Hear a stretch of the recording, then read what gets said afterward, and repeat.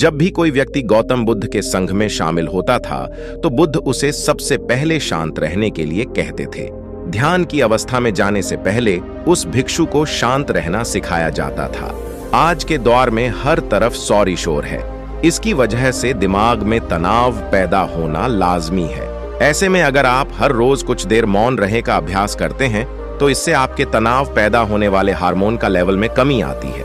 इससे आपका दिमाग शांत होता है, गुस्सा नियंत्रित रहता है और तनाव बढ़ाने वाले हार्मोन का लेवल घटता है। आज के इस वीडियो में हम जानेंगे कि किन मौकों पर हमें शांत रहना है और किन मौकों पर हमें बोलना है और शांत रहने से हमारे अंदर क्या बदलाव आ सकता है। दोस्तों, संध्या काल का समय था। गुरु अपने सभी शिष्यों को बुलाते हैं और कहते हैं, कल सुबह सब लोग नदी में स्नान करने के बाद तुरंत हमारी कुटिया के सामने उपस्थित हो जाना। सभी इसी से हैरान रह जाते हैं कि हम लोगों ने कुछ गलती की है क्या, लेकिन गुस्से से यह कहते हैं कि हो सकता है कि गुरुजी कल सुबह कुछ अच्छी बात बताने वाले हैं। सब लोग रात को सही समय पर सो जाते हैं और सुबह उठकर सभी लोग नदी में स्नान करने के बाद वापस गुरुजी के सामने उपस्थित हो जाते हैं। गुरु कहते हैं, आज हम तुम सबको चुप रहने के फायदे के बारे में बताऊंगा। गुरु कहते हैं, ऐन मौके जहां पर चुप रहने से होता है लाभ और बोलने से नुकसान। गुरु कहते हैं, अगर आप इन मौकों पर शांत हो गए यानी मौन हो गए तो आप जो चाहेंगे वही मिल जाएगा। आपकी जिंदगी में चमत्कारिक बदलाव शुरू हो जाएंगे। जरूरत से ज्यादा बोलना या चुप रहना दोनों ही अच्छी बात नहीं है। जैसे जरूरत से ज्यादा बारिश हो जाना या फिर धूप दोनों ही दिक्कत देती है, उसी तरह अनावश्यक बोलने से भी काफी नुकसान होता है। गुरु कहते हैं कि पहला ऐसा मौका जहां पर व्यक्ति को चुप रहना चाहिए, बिना तथ्य के ना बोले। गुरु ने कहा, अगर आपके पास कोई तथ्य नहीं है तो वहां चुप रहने में ही भलाई है। चुप बैठने से दिमाग में नई कोशिकाओं का निर्माण होता है और इससे ज्ञान की वृद्धि होती है। बोलने में भलाई वही है जहां आपको किसी चीज के बारे में पूरा ज्ञान हो। अगर आप बिना तथ्य के कहीं बोलते हैं या फिर बेवजह बोलते हैं तो आपका वहां मजाक भी बन सकता है। अगर आपके पास पर्याप्त जानकारी नहीं है, ऐसी जगह पर बोलने से आपका मजाक तो बनी रहेगी, साथ ही साथ लोगों का भरोसा भी आपसे उठने लगेगा। इसलिए ऐसी जगह पर शांत रहो जहां तुम्हें पता ना हो कि क्या बोलना है क्या नहीं। कई बार कुछ लोग ऐसे होते हैं जो हर जगह अपनी उपस्थिति बताने लगते हैं। उन्हें पता नहीं होता है कि हमें क्या बोलना है, लेकिन फिर भी बोलते जाते हैं और फिर बाद में दूसरे लोग उनके जाने के बाद उनका मजाक उड़ाते हैं। जब तक आपको उस तथ्य के बारे में अच्छा ज्ञान नहीं है, उसके बारे में पता नहीं है, तो वहां चुप रहना ही ज्यादा समझदारी है। दूसरा ऐसा मौका जहां पर व्यक्ति को चुप रहना चाहिए, शब्दों से ना पहुंचे थे। अगर आपके शब्द किसी को मानसिक ठेस पहुंचा रहे हैं तो वहां चुप हो जाना चाहिए। कमजोर व्यक्ति के बारे में कुछ भी बोलकर आप महान नहीं बन सकते हैं। महान आप किसी कमजोर का साथ देने में बनेंगे। कई बार होता है कुछ लोग अपने से छोटे व्यक्ति को भला बुरा कहते रहते हैं। सामने वाला इंसान तो कद से आपसे छोटा है, वह आपको कुछ नहीं बोलेगा, लेकिन आप उसकी नजरों में गिरते चले जाएंगे। हो सकता है कि कल भी आपसे पद में बड़ा हो जाएगा। बाद में आपसे जब वह बड़ा हो जाएगा तो आज जो रवैया आपका उसके साथ है, आने वाले समय में वह भी आपके साथ वही करेगा। आप किसी को नीचा दिखाकर बड़ा नहीं बन सकते हैं। बड़ा बनना है तो अपने से छोटे लोगों का इज्जत भी करना सीखें और साथ ही साथ बड़े लोगों का भी सम्मान करना चाहिए। लोगों को लगता है कि अगर वह अकड़कर बोलेंगे और सामने वाले को नीचे गिराने की कोशिश करेंगे तो वह बड़े बन जाएंगे। तो यह उन सब की भूल है। बड़े होने की बजाय आप उनकी नजरों में गिरते चले जाएंगे। गुरु ने आगे कहा, इसलिए शिष्यों, तुम सब जब भी बोलना आदर भाव से बोलना, ताकि तुम्हारी बात लोगों को अच्छी लगे। बोलने में भाई बहन, माता पिता, मित्र इत्यादि संबोधन शब्दों का इस्तेमाल जरूर करना। इससे तुम्हारी मान प्रतिष्ठा तो बढ़ेगी ही, साथ ही साथ लोगों की नजरों में तुम समझदार शक्ति बन जाओगे। गुरु ने आगे कहा, तीसरा मौका जहां पर व्यक्ति को चुप रहने में ही भलाई है। क्रोध या घृणा करने वाले लोग, जब कोई अपना या सगा संबंधी आप पर क्रोध कर रहा हो, आपका अपमान कर रहा हो, तो आपको उस वक्त चुप रहना चाहिए ताकि सामने वाले का गुब्बारा पूरी तरह से फट जाए। आप यदि सही है तो उसे कटाई माफीनामा गए और चुप रहकर ही सही। समय का इंतजार करें। वह खुद आपसे माफी मांग लेता है जब उसे अपनी गलती का एहसास हो जाएगा।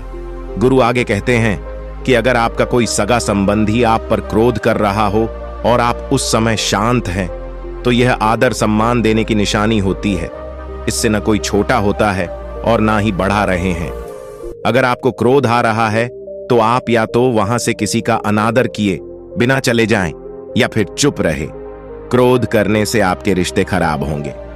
क्रोध करने से हमेशा क्रोध करने वाले व्यक्ति का ही बुरा होता है। क्रोध करने से हमेशा क्रोध करने वाले व्यक्ति का ही बुरा होता है। गुरु आगे कहते हैं कि एक बार की बात है, एक सांप जंगल से भागते हुए किसी राजा के घर में पहुंच गया। लोगों ने छेड़खानी की तो वह बहुत ही गुस्सा हो गया, जिससे घर में जो तलवार पड़ी हुई थी उसी को लपेटकर कसने लगा और धीरे धीरे उसका पूरा शरीर कट गया। ठीक उसी प्रकार हमारा गुस्सा भी हमारे शरीर को तलवार की भांति काटता रहता है। गुस्सा ध्यान से खत्म होता है। प्रतिदिन अगर आप ध्यान की मुद्रा में बैठे हैं तो आपका गुस्सा आपके नियंत्रण में रहेगा। गुरु आगे कहते हैं कि यह तो ये तरीका है कि आप प्रतिदिन ध्यान का अभ्यास करें। इससे आपके शरीर में जो हार्मोन्स गुस्से को बढ़ावा देते हैं वह सब तुम्हारे नियंत्रण में रहेंगे, जिससे शरीर गुस्से पर आसानी तुम्हारा से काबू पा लेगा। लेकिन एक तरीका यह भी है कि जब भी आपको गुस्सा आए तो आप यह समझने का प्रयास करो कि क्या मेरा गुस्सा जायज है या नहीं। हमें वहां पर बोलना चाहिए कि नहीं। जब आप खुद इस बात का आकलन लगा पाएंगे तो आपको खुद पता चल जाएगा कि हमें गुस्सा करना चाहिए या नहीं। फिर भी आपको गुस्सा आ रहा है तो आप वहां से हटने का प्रयास करें, वहां से दूर चले जाएं। धीरे धीरे समय के साथ आपका दिमाग शांत हो जाएगा, गुरु ने कहा। चौथा, ऐसा मौका जहां पर इंसान को बहुत ही समझदारी के साथ काम लेना चाहिए, वहां पर आपको चुप रहना ही चाहिए। जहां पर उस मुद्दे से आपका कोई संबंध न हो। अगर आपका किसी मुद्दे से कोई संबंध न हो तो वहां आपका चुप रहना बनता है। बिना किसी वजह अगर आप दूसरे के मुद्दे पर बोलेंगे तो यह आपके लिए अनिष्टकारी होगा। इसमें केवल और केवल आपका ही नुकसान है। जल्द ही आप किसी दो लोगों के बीच हो रहे विवाद में जल्दी अपनी टांग में डालें। अगर सामने वाला आपको बुला रहा है अपना झगड़ा शांत करवाने के लिए तो ही आप वहां पर जाएं। किसी की व्यक्तिगत जिंदगी में दखल अंदाजी नहीं देनी चाहिए जब तक कि वह व्यक्ति आपको नहीं बुलाता है। अपने झगड़े को शांत करवाने के लिए कुछ लोग फालतू में दूसरे के विवाद में कूद पड़ते हैं। इससे उनके मान सम्मान मर्यादा पर लोग उंगली उठाने लगते हैं। गुरु कहते हैं कि 10 मौकों में 5वां ऐसा मौका जहां पर व्यक्ति को बहुत ही समझदारी के साथ चुप रहना चाहिए। आपके शब्दों से किसी मित्र को हानि न पहुंचे। अगर आपके शब्द सामने वाले के परिवार या मित्रों की प्रतिष्ठा के बारे में पूरी झलक दिखा रहे हैं तो आपको चुप रहना चाहिए। किसी के परिवार या फिर मित्र के बारे में बोलने से केवल आप ही बुरे बनेंगे। जो चीज आसानी से खत्म की जा सकती है उसे अपने शब्दों से बड़ा न करें। बिना चिल्लाए बात करने का प्रयास करते रहना चाहिए। अगर आप बिना चिल्लाए कोई बात नहीं कह सकते हैं तो आपका चुप रहने में ही भलाई है। किसी पर चिल्लाने से आपके व्यवहार के बारे में पता चलता है ज्यादा। बोलने से चीजें हमेशा खराब ही होती हैं। कई बार कुछ रिश्ते ज्यादा तेज बोलने की वजह से टूट जाते हैं। इसलिए अपनी आवाज में मीठापन लाएं। आपके शब्दों से आपके दोस्त को हानि नहीं पहुंचनी चाहिए। कभी कभी दोस्तों के जब हम मजाक है तो रहे कि आपके शब्दों से किसी का अनादर न हो। है मजाक को भी हमेशा शब्दों के मायने में ही रखें। जहां किसी को शब्दों से चोट लगे वहां चुप हो जाएगा। ज्यादा बोलने से हमेशा नुकसान ही होता है। किसी और की प्रतिष्ठा को अपने शब्दों के माध्यम से उसे हानि नहीं पहुंचानी चाहिए। यदि आपके शब्दों से किसी और की प्रतिष्ठा को ठेस पहुंच रही है तो वहां आपको चुप हो जाना चाहिए। जब कोई व्यक्ति आपके सामने नहीं है तो आप उस व्यक्ति के बारे में बुरे शब्द किसी तीसरे व्यक्ति के सामने ना बोलें। गुरु कहते हैं छठा मौका जहां पर व्यक्ति को चुप रहना चाहिए जब कोई कर रहा हो किसी की बुराई। जब कोई आदमी आपके सामने किसी तीसरे आदमी की बुराई कर रहा हो तब तुम्हें चुप रहकर बस सुनना चाहिए। अपनी राय व्यक्त नहीं करना चाहिए, क्योंकि जो आज आपके सामने किसी तीसरे की बुराई कर रहा है वह कल किसी और के सामने आपकी बुराई भी कर सकता है। यदि आपने कुछ कहा है तो नीति शास्त्र के अनुसार जो अपने मुंह को बांधे रखता है और बुद्धि से काम करता है वही इंसान समझदार होता है। बिना जरूरत के बोलना, किसी के बारे में किसी के बीच में बोलना यह गलत बात है। कभी कभी हमारे लिए बुद्धिमानी इसी में होती है कि हमें अपना मुंह ऐसी जगह पर नहीं खोलना चाहिए। गुरु आगे कहते हैं कि 3 मौकों में 7वां ऐसा मौका जहां पर व्यक्ति को चुप रहना चाहिए। जब कोई नहीं समझे आपकी भावना, यदि आपको लग रहा है कि कोई व्यक्ति आपकी भावना, दुख या परेशानी को शब्दों में नहीं समझ रहा है, यदि आपको लग रहा है कि सामने वाला व्यक्ति आपकी भावना या दुख को या आपकी जो परेशानी है उसको वह समझ नहीं पा रहा है या समझने का प्रयास ही नहीं कर रहा है या वह आपको ध्यान से सुन ही नहीं पा रहा है, तो ऐसे व्यक्ति के सामने आप चुप ही रहे, क्योंकि ऐसे लोगों को आपकी भावना या दुख से कोई मतलब नहीं होता है।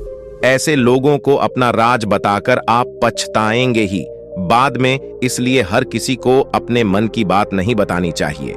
अगर आपको लग रहा है कि सामने वाला आपकी बात को नहीं समझ पा रहा है, आपकी भावनाओं को नहीं समझ पा रहा है, तो वहां पर आपको नहीं बोलना चाहिए, क्योंकि आज में आपका मजाक ही बन जाएगा। जब आपको लगने लगे कि सामने वाला आपकी भावनाओं को ठीक तरीके से समझ रहा है, आप जो कह रहे हैं वह ठीक से सुन रहा है, तभी आप उसे अपनी बात कहें। गुरु कहते हैं कि 8वां मौका जहां पर आपको चुप रहना चाहिए, जब कोई इंसान अपना दुख व्यक्त करे। यदि कोई इंसान अपने दुख या परेशानी को आपको बता रहा है, तो इसका मतलब यह है कि वह आपको अपना समझ रहा है। ऐसे में तुरंत ही उसे समाधान बताने के बजाय चुप रहकर उसके दुख या समस्या को सुने। उसके दुख या समस्या को किसी और को न बताएं।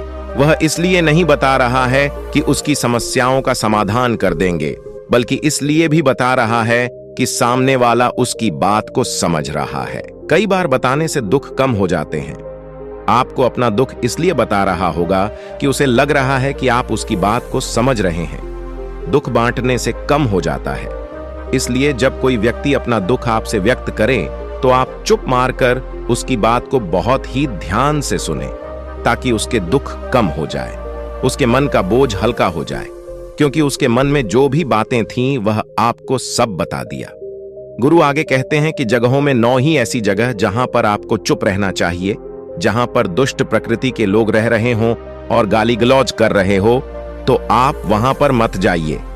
ऐसी जगहों से आप चुपचाप निकल जाए, अर्थात अपनी प्रतिक्रिया दिए बिना आप वहां से चले जाएं, क्योंकि जिसकी जुबान खराब होती है, जो दुष्ट प्रकृति के लोग